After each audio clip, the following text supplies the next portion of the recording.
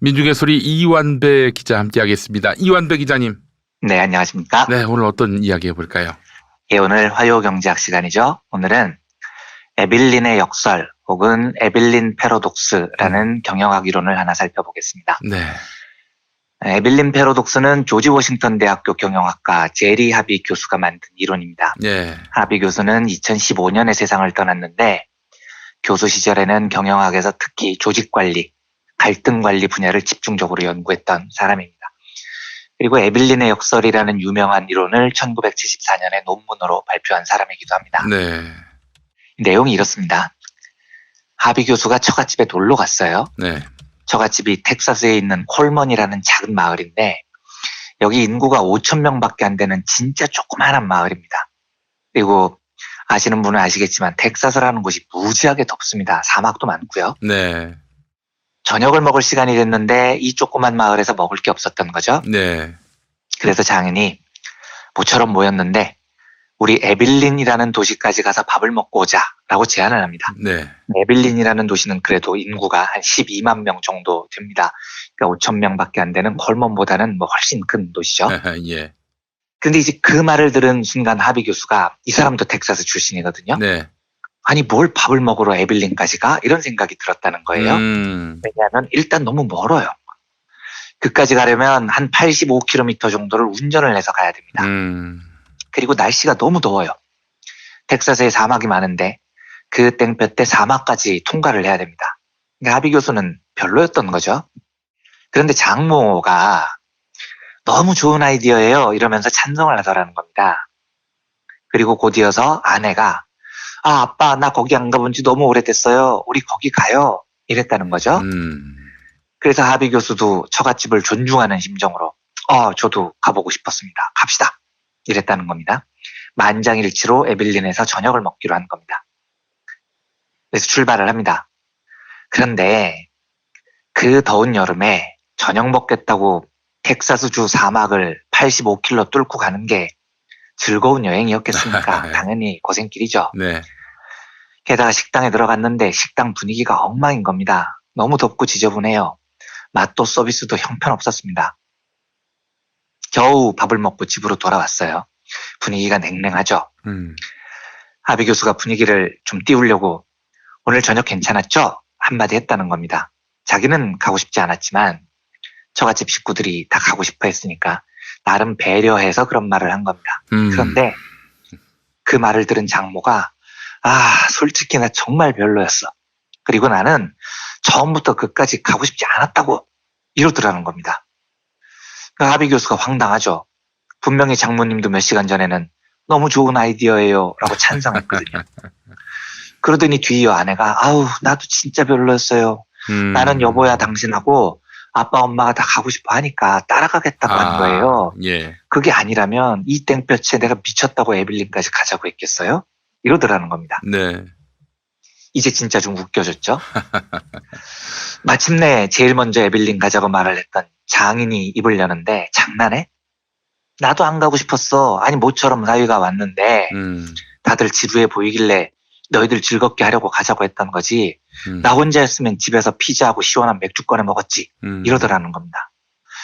지금 요약하자면 사실 그 땡볕에 85km 사막을 뚫고 에빌린에서 저녁을 먹고 싶었던 사람은 처음부터 한 사람도 없었던 겁니다.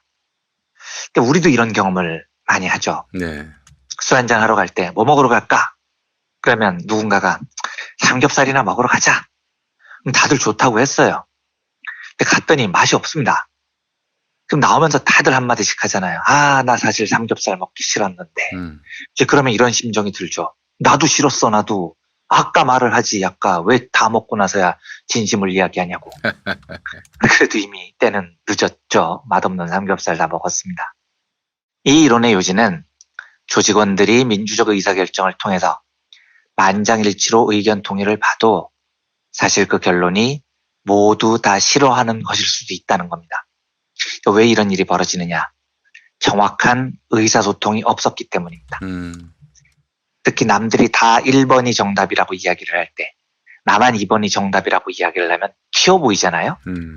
사람들은 이 튀어 보이는 상황을 매우 부담스럽게 생각합니다. 그리고 만약에 튀었던 내 의견이 잘못되면 엄청난 비난을 받겠죠. 네. 그래서 대충 남들이 하는 말에 동의를 해버리는 겁니다. 네. 그러다 보니 회의를 열어서 의견을 수집했고 심지어 만장일치의 의견 통일을 받는데도 사실 그 결론은 아무도 원하지 않았던 정반대의 결론이 되는 경우가 생겨버립니다. 그리고 조직이 매우 비효율적으로 굴러가죠. 행동경제학에서는 이런 현상을 집단 동조화라는 이론으로 설명합니다. 과거에 한번 간단히 말씀을 드렸는데요. 네. 2017년 노벨 경제학상을 받은 리차드 탈러는 인간은 때를 지어 몰려다닌다라는 문장으로 이 현상을 설명을 합니다. 탈러에 따르면 사람은 주변 사람들의 생각에 나도 모르게 동조하는 경향이 있다는 겁니다. 이것도 이제 튀어 보이는 걸 부담스러워 한다는 거죠. 네. 그래서 행동경제학에서는 유명한 실험이 6명의 참가자들에게 강아지 사진을 보여주고 이게 무슨 동물일까요?를 묻는 거예요. 근데 이게 너무 쉽잖아요. 세상에 강아지 사진을 보고 강아지라고 답하는 게 어려운 질문일 리가 없잖아요. 예. 그런데 6명 참가자 중에 5명은 사실 미리 짠 사람들입니다. 그리고 이 5명이 전부 강아지 사진을 보고 고양이네요 라고 답을 해버립니다. 네. 이러면 이게 진짜 웃긴 일인데 나머지 한 사람도 그 사진을 보고 고양이입니다라고 답을 해버린다는 겁니다. 이 실험이 무려 17개 나라에서 실시가 됐는데 이 17개국에서 강아지 사진을 보고 고양이라고 답하는 사람 비율이 무려 20에서 40%나 됩니다. 굉장한 수치입니다. 10명 중에 2명에서 4명이 강아지랑 고양이를 구분 못했다는 거니까요. 말이에요. 예. 이게 집단 동조화 현상이라는 겁니다.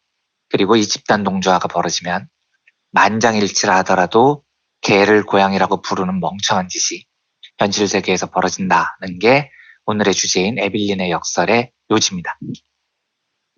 이제 이 문제를 어떻게 해결하느냐? 행동경제학과 경영학의 해법이 조금 다른데요. 네. 행동경제학은 단 한 명이라도 진실을 말하라.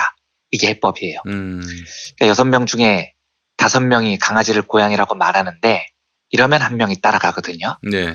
근데 5명 중에 미리 약속된 한 명이 뭐래? 저게 왜 고양이야? 강아지지? 라고 진실을 말하면 마지막 실제 참가자 6번째 사람 중에 강아지를 고양이라고 말하는 사람은 단 한 명도 없습니다.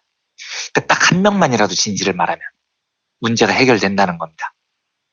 아까 에빌린의 역설에서도 장인, 장모, 아내, 하비 교수 넷 중 한 명만 뭘 밥 먹으러 그까지 가요? 더워 죽겠는데 이랬다면 나머지 사람들도 사실 나도 그까지 가기는 싫었어 라고 진실을 말했다는 거죠.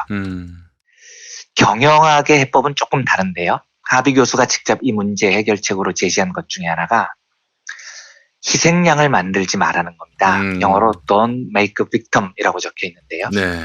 저는 좀 상스러운 표현으로 평소에 제발 한 명한테 다구리를 놓지 마라 이렇게 저는 주로 설명을 해요. 네. 다구리는 너무 심한 속어니까 오늘 방송에서는 몰매를 놓지 마라로 순화해서 말씀을 드리겠습니다. 대부분 조직에서 문제가 생겼을 때 누구의 잘못이냐를 악착같이 찾습니다. 네. 그리고 문제의 책임을 다 그 사람한테 돌려요. 제발 이런 짓을 하지 말라는 겁니다. 희생양을 찾아서 그 한 명을 반쯤 죽여놓으면 다른 사람들은 책임을 면할 수 있지만 제대로 된 반성이라는 게 될 수가 없습니다. 그리고 그 일을 경험한 구성원들은 다음번 회의 때부터 절대로 창의적인 움직임을 보이지 않습니다. 남들 하는 대로 다 따라해요. 왜냐? 튀어서 실수하면 몰매를 맞는데요. 겁나잖아요. 그러니까 에빌린의 역설이 벌어지는 겁니다. 제가 요 몇 주 동안 우정이라는 주제로 몇 번 브리핑을 드렸는데 저는 김 PD님과 방송을 4년 넘게 했고요. 김 PD님을 정말로 좋은 버시자 동지라고 저는 생각을 합니다. 그래서 지금부터 드리는 이야기는 팔이 안으로 굽는다고 이완배가 이런 이야기를 하는 건 김용민과 친하니까 그렇겠지라고 생각하실 수 있을 것 같습니다. 그리고 그렇게 생각하셔도 저는 부인하지 않겠습니다. 어떤 이유로 최근에 2012년 총선에 관한 회고가 다시 언론에 여러 번 등장을 합니다. 김용민 막말 파문이 2012년 선거를 말아먹었다는 프레임이죠. 이에 대해서 김 PD님이 월요일 새벽에 페이스북에 글을 올리셨던데 저는 읽으면서 마음이 너무 짠했습니다. 못 보신 분들 있으실 것 같아서 제가 대신 읽어보겠습니다. 최근 아내와 2012년 4월 총선 이야기를 나눴습니다. 주진우 기자가 당시 자신에게 전화해서 용민이 잘 지켜보시고 창문을 꼭 걸어 잠그세요 라고 말했다네요. 그렇지 않아도 당시엔 정말 극단적인 선택을 해야 하나.